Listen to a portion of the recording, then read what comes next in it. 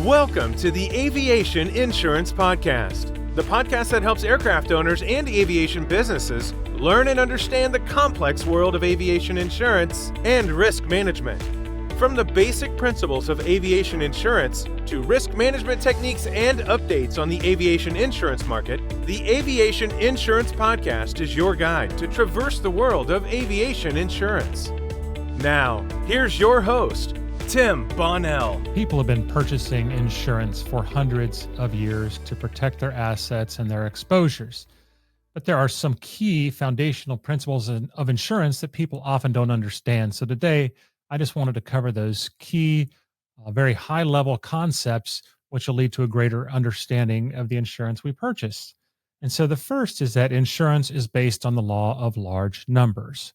So at a whole, or at the big picture level, that is the premiums of many pay for the losses of a few.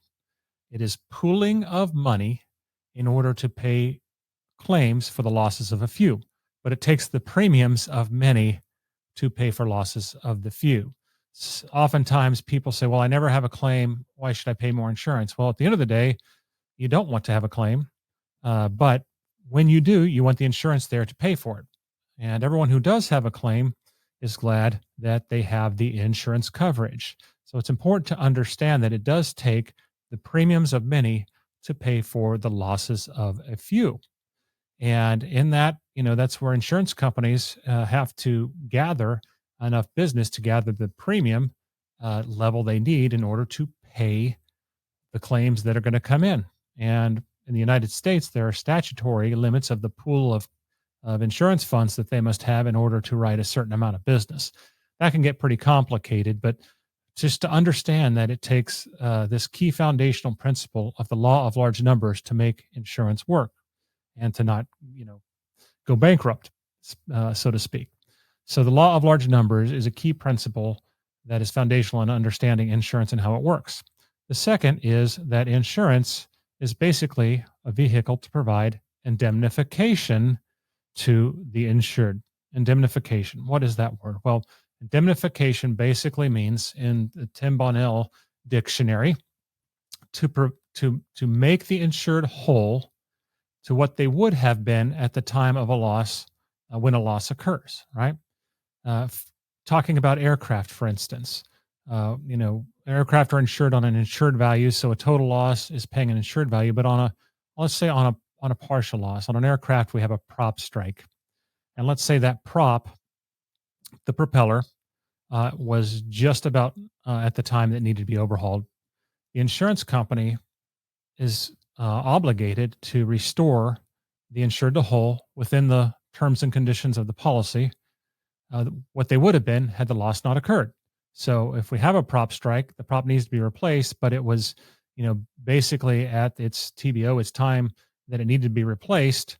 They're not going to buy a brand new prop on a partial loss. They're going to provide the amount of money that it would to have replaced that propeller with one of like kind and quality. So that's a pretty important fundamental to insure. And there can be some gray areas around that topic, but in general, insurance is meant to restore you to where you would have been had the loss not occurred. It's not meant to improve you. It's not meant to allow a profit to occur, because that would lead to moral hazards, meaning that it would be tempting for people to have a claim in order to profit. So insurance is not to lead in a profit or a gain. It's to restore you to whole. And that's the principle of indemnification, restoring the insured to whole, what they would have been had the loss not occurred. So at that time, it's not for profit. It's not for gain. Insurance is restoration, not gain. So law of large numbers, indemnification. And then we're talking about property and casualty insurance today. And it's meant to protect two primary areas. The property, meaning our first party, the assets we own, those things we have an interest in, like our buildings, our automobiles, our aircraft, the physical assets of our businesses and homes. Those are first party exposures. We want to protect something that we would be at a direct loss should a storm occur or something similar. Then there's the third party exposures. Third party are bodily injury or property damage to others.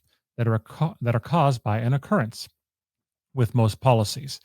We won't dig into all that today, but an occurrence-based policy, which aircraft policies are almost always occurrence-based policies, aviation general liability, most home and auto are occurrence-based policies, meaning that a sudden accidental event or repeated exposure to an object that creates bodily injury or property damage is an occurrence.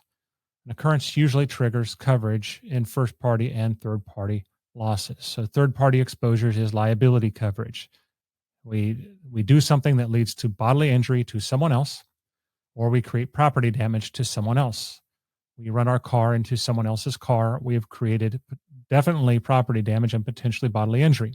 That's why we want to have liability coverage. So first party, protecting our assets, property, aircraft, auto, homeowners, insurance, and then we have liability coverage to carry our third party exposures to those occurrences that may happen. So first party and third party is not words everyone uses every day, but we need to think about not only the protecting our physical assets and sometimes other assets that aren't physical, but also our liability exposures. If we were to damage something else, for instance, if we fly into an airport with a lot of large Gulfstreams or Boeing business jets, and we're carrying $1 million in insurance coverage, should we run into that aircraft accidentally, that $1 million is going to go away pretty fast. So we really need to think about what that would do to our business or our personal finances if we had a loss that well exceeded the insurance coverage we purchased. So that's just a few of the key foundational principles we have to understand at a high level to really understand what we're purchasing when we're purchasing property and casualty insurance. The law of large numbers, so we have to pay premiums in order to pay for the claims of few. And if you're not having claims, one day you might. So you have to keep that in mind, that even the best and safest operations and pilots and drivers have accidental losses that were out of their control. So that's why paying premiums and enough premiums for the carriers to profitably do business is important, because it pays for the claims of a few. Indemnification restores us as the insured to where we would have been had the loss not occurred. It's not for gain or profit. And then in property and casualty insurance, we protect our first party assets where we'd be financial loss, and then our third party exposures to bodily injury and property damage. There are other property and casualty forms of liability, which we won't go into today. We just want to understand those key principles.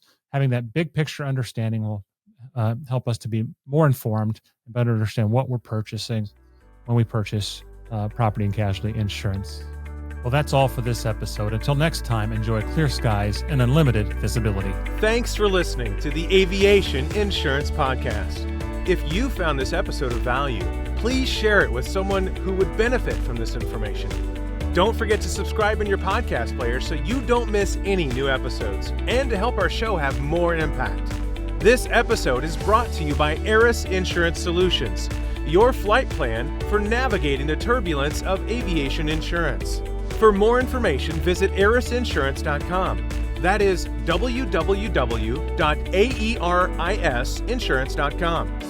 Disclaimer: these episodes are for educational purposes only, and due to the changing regulatory and legal nature of the business, some information may change over time. Having a well-educated and experienced aviation insurance broker on your team is an absolute requirement to success in business and for managing your aircraft and aviation business risks.